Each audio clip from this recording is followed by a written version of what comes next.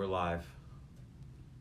On Instagram and Facebook. All right, so we're trying a little experiment here, guys. We're trying to simulcast live on Instagram and on Facebook. So if you're on Facebook, you can find our, main Instagram channel, Dragon_Jim_Exton. Yes. On Instagram. And if you're on Instagram, you probably already follow us on Facebook. Yeah. But we're pretty easy to find in both spots. Instagram Live's a little new to us, so we're Not really sure what to do here. not really sure what's happening. I But think it's so fun. this is becoming pretty much a weekly thing. Lonnie and me and sometimes Chris are coming to you guys live on Facebook and now Instagram. Potentially. Usually around Wednesdays. Wednesdays, 11-ish. 11-ish, you know. So, what are we talking about today? So what kids are missing out on today because of the way that the world is, perceptions, fear, and all that stuff. And I think I've been quite nostalgic lately. And what started it was we were driving to a friend's house that was in an area of town that I used to stomp in as a kid. And, riding my bike and skateboarding and playing pickup games of football. And all of these memories started coming rushing back. And one thing that I've noticed is that, kids don't do the things that we used to do. The world is different. We had video games, but we didn't play them. We didn't do a lot of stuff like that the kids do today. We had a lot more social interaction. And quite frankly, statistically, there was a lot less depression in kids of our generation. There was a lot less anxiety of kids in our generation. Yeah. Now, science has changed, so some of those things have come to light a little bit more. But in large part, those things weren't as prevalent as they are today. Why is that? What the heck's going on? Well, we're dealing with, I think, two things right now. One is very recent and very acute, so to speak, and that is the sort of shift in schooling and availability of activities for kids. So, every day it seems like you see a post that says, such and such's season has been canceled or postponed. Schools are going back to 100% virtual for just 2 weeks or something. But we know what just 2 weeks means. Well, yeah, we've all been through that, from a variety of things. Most of the schools locally here in Chester County are at most doing 2 days in school and 3 days out. A lot of schools are 100% virtual. A lot of parents have selected to keep their kids 100% virtual, even though there's an in-person option. So kids are missing out on just the opportunity to be around other people. They're missing the real human interaction and socialization that historically has always just been part of growing up, right? You interact with your peers, you interact with what we call near peers, people a little older and a little younger, and you interact with superiors, if you will, in some fashion. Coaches, teachers, instructors, parents, your parents' friends, your uncles, aunts, all of these mentor type people that you're interacting with throughout your regular life. So now think about it. Okay, you're not going to school, you're not interacting with coaches, you're not doing sports, you're not interacting with coaches, you're not interacting with teachers at school, you're not interacting with older and younger kids. So if you're a kindergartner, you've got 4 grades of older kids to interact with. If you're a third grader, you got some older, some younger, so on and so forth, right?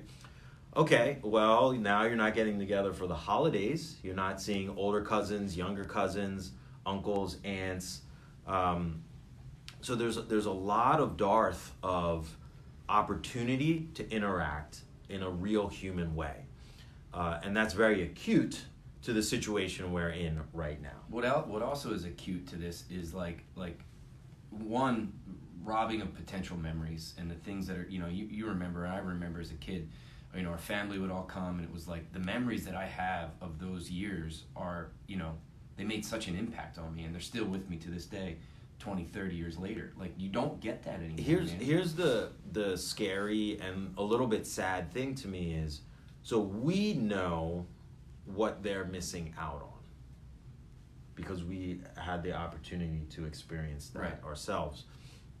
So we also have some ability, or at least impetus, to reproduce some of those experiences for them because they shaped our life in what we like to think the better because of them.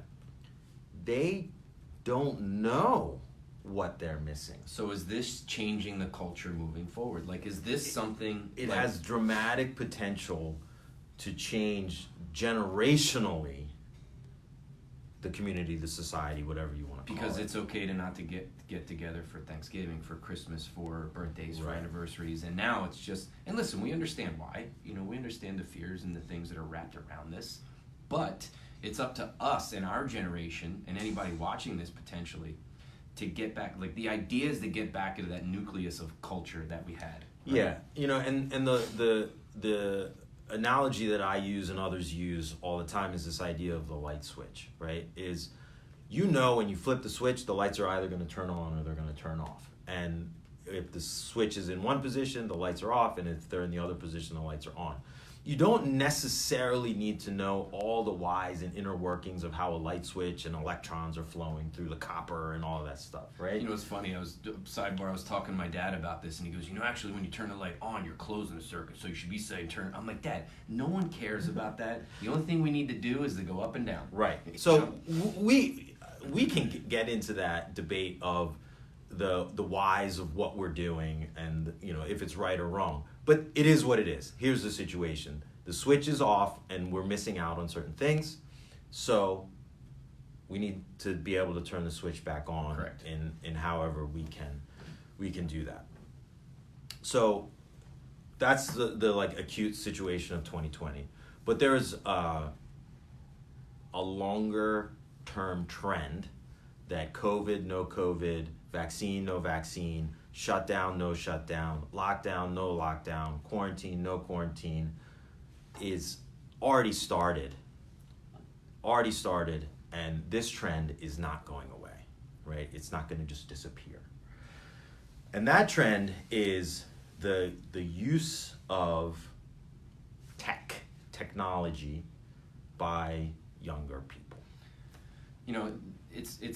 We're using it now to reach people. Mm-hmm. It's good to broadcast. It's good to inform. It's good to gather information. But when, a lot of the times we see what's happening with children in the community because we're so involved with, kids' activities, whether it's us as parents or us as martial arts school owners. Mm-hmm. And we're seeing how this is shaping kids' behaviors. Like, changing children that we've seen from the time that they're 5 years old until the time that they're teenagers. And now a lot of their behavior shift can be directly correlated back to the amount of time that they're spending on these things. Yeah, so we have a lot of research that the age of adoption, meaning adopting use of technology, not the kid being adopted, is getting younger and younger. So, historically, and a lot of that just has to do with availability, right? So we started using cell phones in our I was in my 20s. Early 20s, right? Because it was cost prohibitive. Really wasn't that common, really wasn't that necessary. People still had regular phones. Then people started getting them in high school. Then people started getting them in middle school. And now kids in elementary school are getting cell phones and they're using the internet on a daily basis. Like, when did you start using email, like, regularly, consistently? Late 20s? Late 20s? Yeah. I had an email address in high school, but never really used email until college. Yeah. Right? So late teens, early 20s.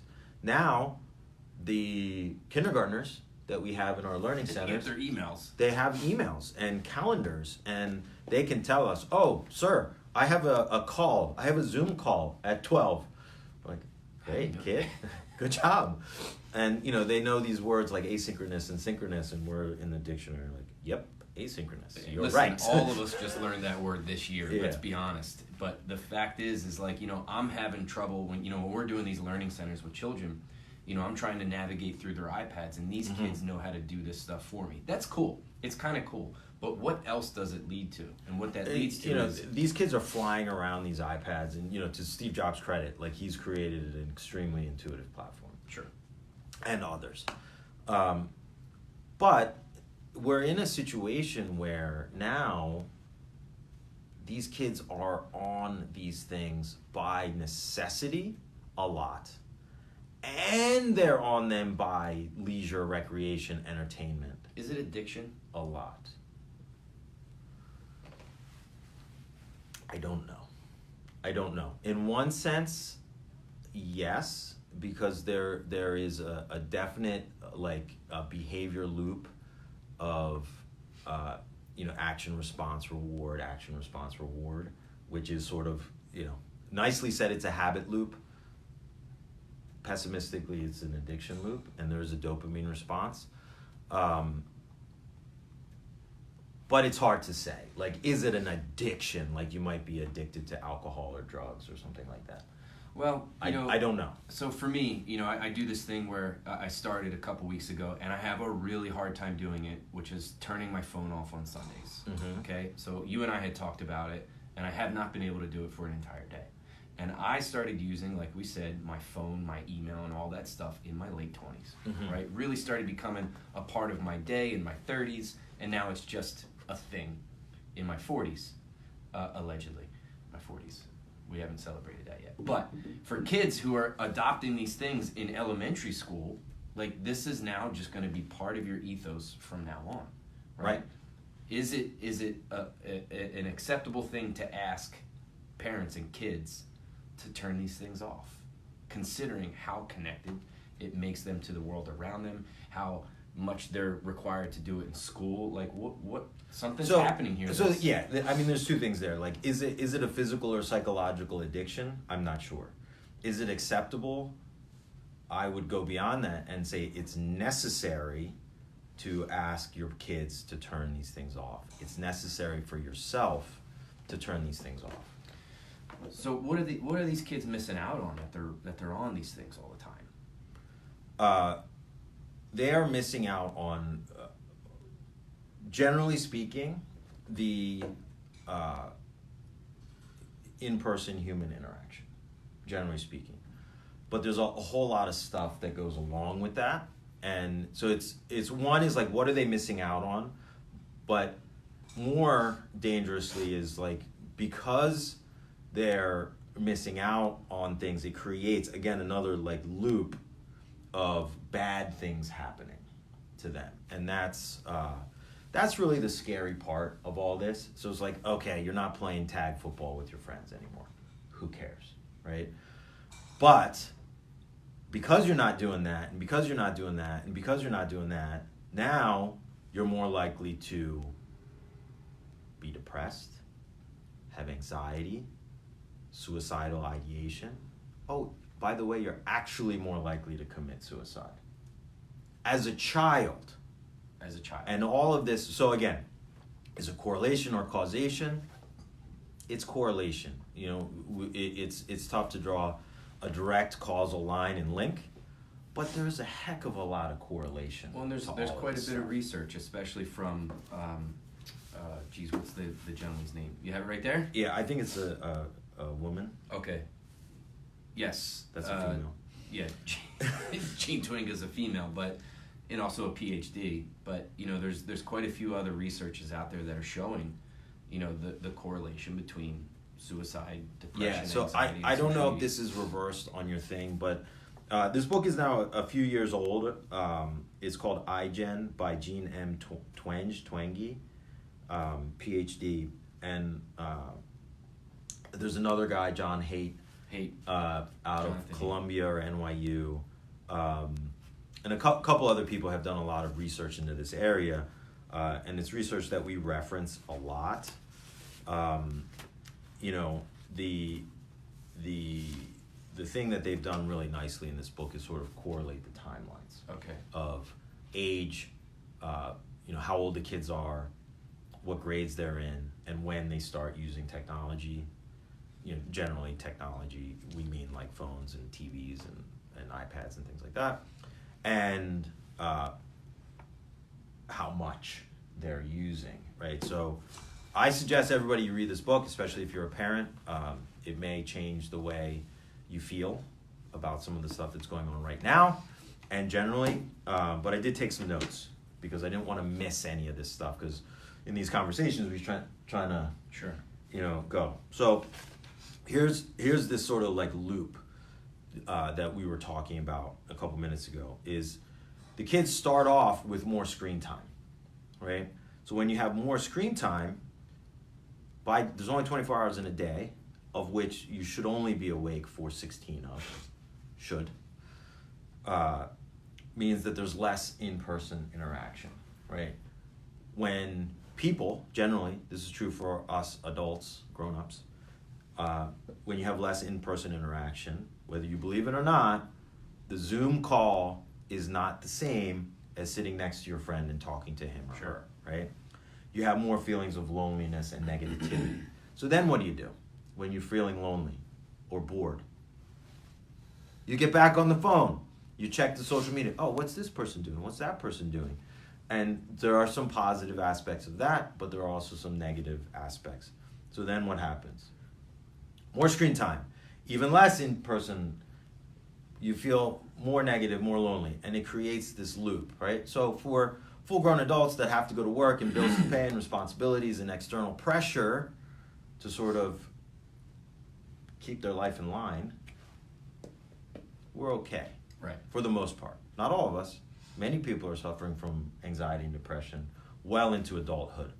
But the kids are more susceptible to that, right? They're more emotional. They're going through changes. They're growing up. They don't know fully who they are and what they're all about, and they don't have a fully formed value system yet. Or brain. Right? You don't have a fully formed brain until you're in your 20s. So all of these create a big risk. So what are the risks? As I don't want to gloss over this. Number one, decline of happiness. Teens have been self-reporting a decline in happiness since 2010, 11, when this use of cell phones, and it's only going down. Well, listen. Only, going down. It's not like, oh, there was a dip and it's leveled off. It's only going down. If you ask any parent, and you ask yourself this question, if you are a parent, like, what's the most important thing for your child? Health and happiness are the two, right? Yeah. I want them to make a ton of money. I want them to create a legacy.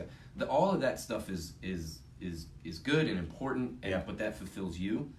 But what's going to fulfill them the most is, it doesn't matter, what they do in life, is if they're happy in their own skin, if they're confident, and if their health is good, right? So if those things truly mean something to you as a parent, then this should mean something to you. And think about it. So, how do you define happiness? They do these surveys, and there's a whole lot of variables or factors involved. One of those is specifically decrease in satisfaction with themselves. That's a punch in the gut. Yeah, it is. Right? And decrease in satisfaction with life in general. So if you know these things as a parent, and we still allow our children to carry on with this culture of social media and digital interaction, we are bullshitting ourselves. Yeah, we're really, really not doing great as parents. So number two, which sort of plays into what he's just talking about, there's an increase in negative self-perception for kids and teens. What does that mean? In the surveys, they are saying these things. I can't do anything right. My life is not useful. These are the things they're actually saying. These are the things the kids are saying when surveyed. And an increasing rate that correlates to increased use of screen time. Why? Because what they're seeing when they're It's on not TikTok, real. on Snapchat, It's on unattainable. Instagram, is they're seeing these pictures, not this picture in general, but this picture of this person who has perfect abs, who's doing, only highlighting the things that are wins in their life, not showing the losses, none of that stuff, right? So then they have this introspective idea of what their life is, and then this false perception of what everyone else's life is. Right. What a mind job. Yeah. Yeah. So, that's like the last thing you want for your kids is to have a negative perception of themselves. So what are the things that we can do to balance that? It's been belabored, but it's true.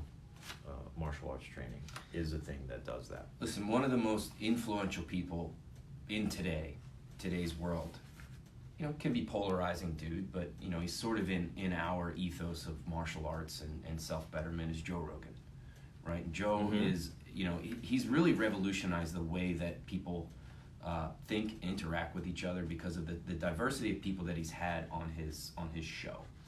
And one of the things that he always comes back to when he's talking to Neil deGrasse Tyson, or a person from the Associated Press who's been in Doha for 15 years and have seen the darkest places on earth, is that they all believe that kids need to be exposed to these things early in life, like martial arts, like team sports, like exercise, like all of these things, and pull away from device.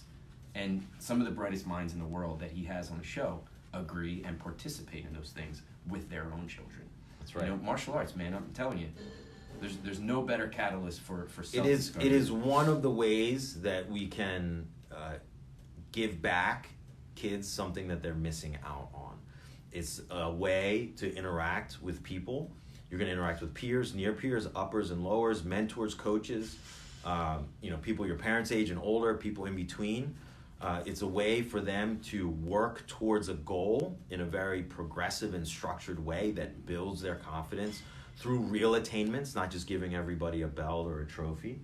So it's really something that obviously we believe in and have dedicated. This is a twofer for us. This could be an ad, right? This is a way for us to reach people who might be considered. But listen, this is also something that we firmly believe in, right? And this is something that your child's involved in, that my child's going to be involved in early next year, because this thing to us is non-negotiable. It's non-negotiable, and it's always been non-negotiable to us because, look, you got to build their confidence, you got to build their self-esteem. They have to be physically fit in case, they have to be able to defend themselves, bully situation. It gives them focus and discipline that they help get good grades. All of that stuff is true and has always been true, but in 2020, the threat has increased. And not just in 2020, but it has been increasing since 2010, is that there's something else that's been added to the world that we have to worry about, and it's this pervasive use of cell phones, technology, social media, and the internet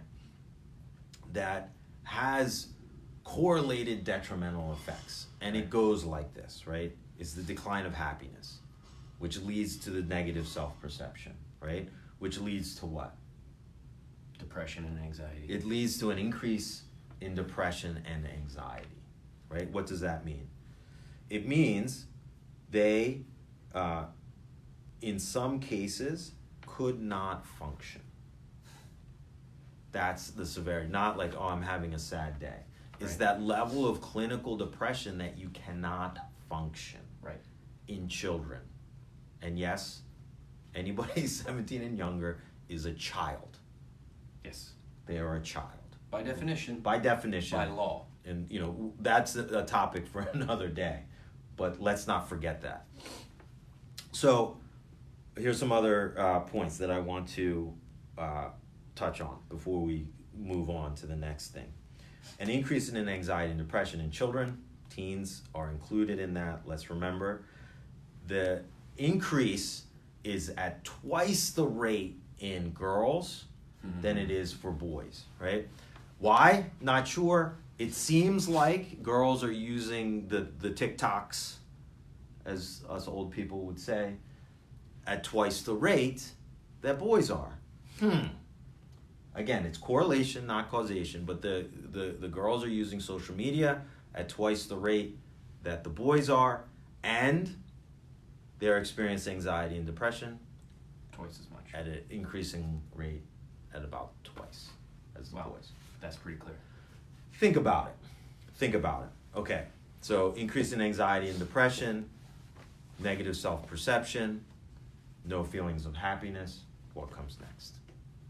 I don't know if this is true, but I can say that in my experience with people who have either committed suicide or have had those thoughts, all of them were depressed and had anxiety. It's what comes next, right? So so this is how should you say it? This is actual suicide, not just thoughts. This is actual Actual carrying out- suicides in children. You allowed to talk about this? I don't know. I don't Yes. know. But so like We should. here's why I'm hesitating. Like I wanted to say like successful suicide attempt, but like it just sounds horrible. But you know what I'm saying, right? So boys has gone up from around 2% to 3.5%. From when? Before this 2011. In my cheat sheet, I didn't write the exact dates. I should Well, have. according to Jonathan Haidt, that's when this started. Is when they started getting that data, which was around 2010, 2011, is when he saw the spike in his research. Went from it was like 2 to 4% or something. You're like, you think, 2 to 4%, like, what's that 2% jump? That doesn't seem like an incredible increase in suicide attempts, but 2 to 4% of the population of children is enormous. It's over a 15-year period, Okay, 2000 to 2016. there you go. And a 2% spike or a 1.5% spike Yeah, in boys. in boys. In girls, it went from 1% to 2.5%. Jeez. So more than 2.5 times increase in the rate of suicide. Suicide. Attempts or No, suicide? suicide. Jesus. Suicide. So heavy. Think about it. What are the things that you can do? Like maybe martial arts isn't for you, but find something.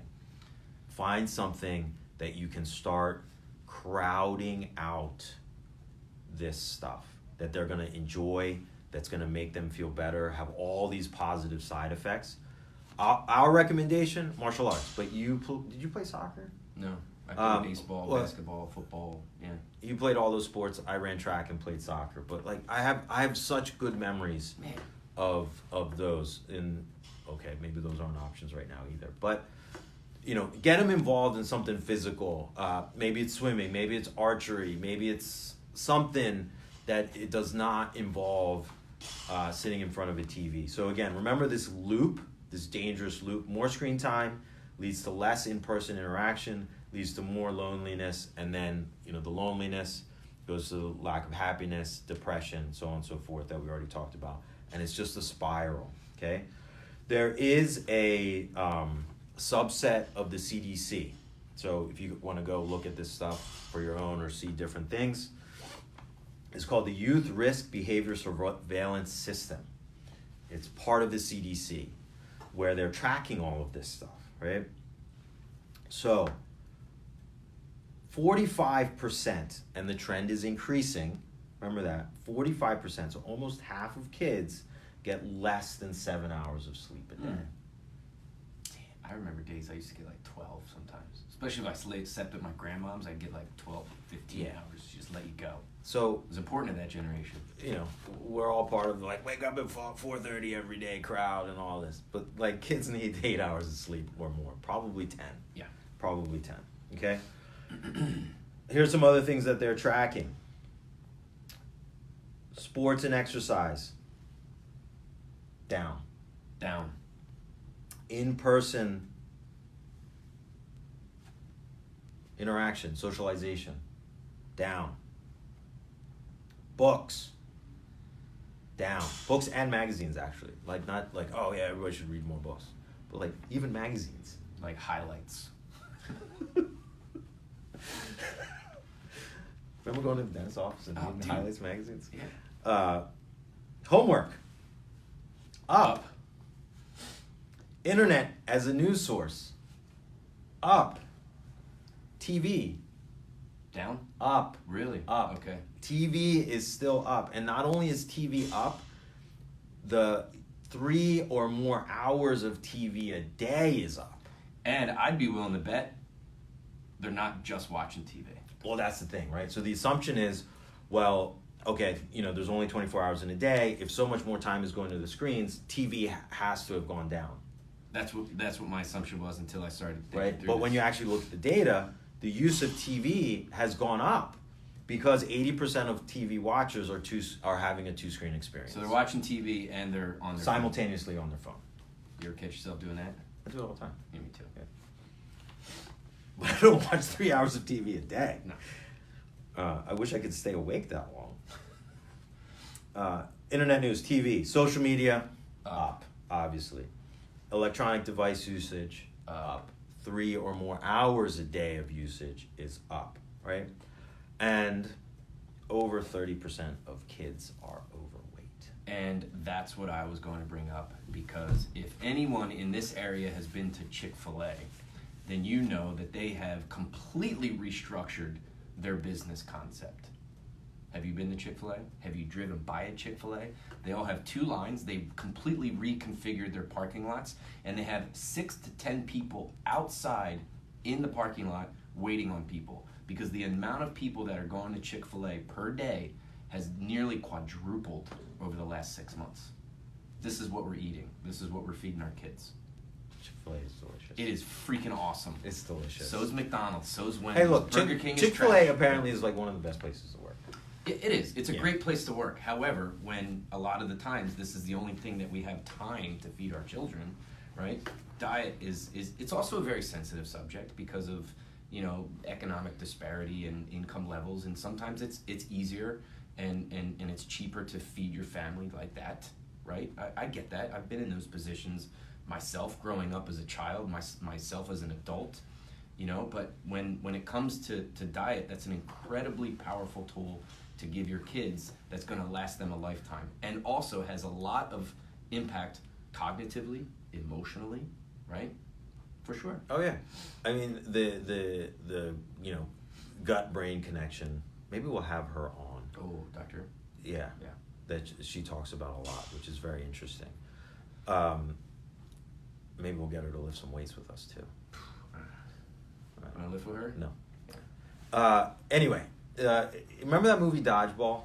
Yeah. Where I forget what it was called, but like when they throw the ball and you catch it, then you get you lose 2 people instead of just 1, right? And that's It was called the 2-man swing. the 2-man swing. The 2-man swing, right? And what we're dealing with now is like a 2-man swing. Maybe it's even a 3-man swing, because the quality of food you're eating is poor. High calorie, maybe not so healthy. And the level of physical activity is lower. And so it's actually 3. And the quantity and quality of sleep is down. So sleep is when, especially kids, is when they grow and heal and recharge, but it's true for adults too, right? So you're not getting that chance, right? So not sleeping, cortisol levels are up, metabolism is down, right? You're not exercising or having any physical activity, and you're eating probably more, and if not more, maybe not well. Right. So now it's like a triple 3-man swing against you, in this game. And so for kids, it's 1, we want them to be healthy. You don't want your kids to be overweight. Right. 2, it's the habit of, how developing a healthy lifestyle for childhood and beyond. And 3, kids, the fat kids get made fun of, rightly or wrongly, right? Whether it's open, but then also now you have this comparison where they're going to go on social media and be like, oh, this woman is so beautiful, or this man is so ripped, or whatever, and then they themselves are now going to have worse feelings, right? So, it pays to be healthy. Sure. In all ways, for yourself and others. So, little heavier topic, than usual, but sort of willfully so. Yeah, listen, I'm a new parent, if you will, the last couple of years, but a lot of this stuff has opened my eyes to what I want to expose my daughter to, the things that I want her to have access to, and the things that I don't want her to have access to. And it's a struggle as a dad because I know that the culture of childhood is going that way, and I don't want her to miss out on things. And I want her to have the experiences that I did as a kid. But at the same time, like, the most important thing for me as a father for my daughter is her health and happiness. And 100%. If that means that I need to tug certain strings and disrupt certain behaviors and cultures, then that's what I'm going to do. And we talk about it all the time. Like, our goal, our mission for kids that come through our program is to give them the tools, help them and help parents ensure that their kids are going to be happy, healthy, and successful in the long run. And it sort of goes in that order too, right? They need to be happy in order to be healthy, and they need to be happy and healthy in order to be successful. Sure. However you define success in life, both in childhood and adulthood. On average, people are having less kids. Mm-hmm. So it's even that much more important to get our kids around your kids, or your kids around other kids, and get them that social interaction, number one, so that they don't have the feelings of loneliness, feelings of missing out, feelings of unhappiness, which has that downward spiral. But generally, that in-person social interaction comes with physical play, activity, exercise, right? A bunch of kids get together, what do? They run around like crazy and drive us bonkers. Yep. But that's good for them. It's good for them. As much as it drives us up the wall. Yeah. Absolutely. Think about it. Awesome. All right. That was tough, but I liked it. See you guys next week around 11. Wednesday. All right.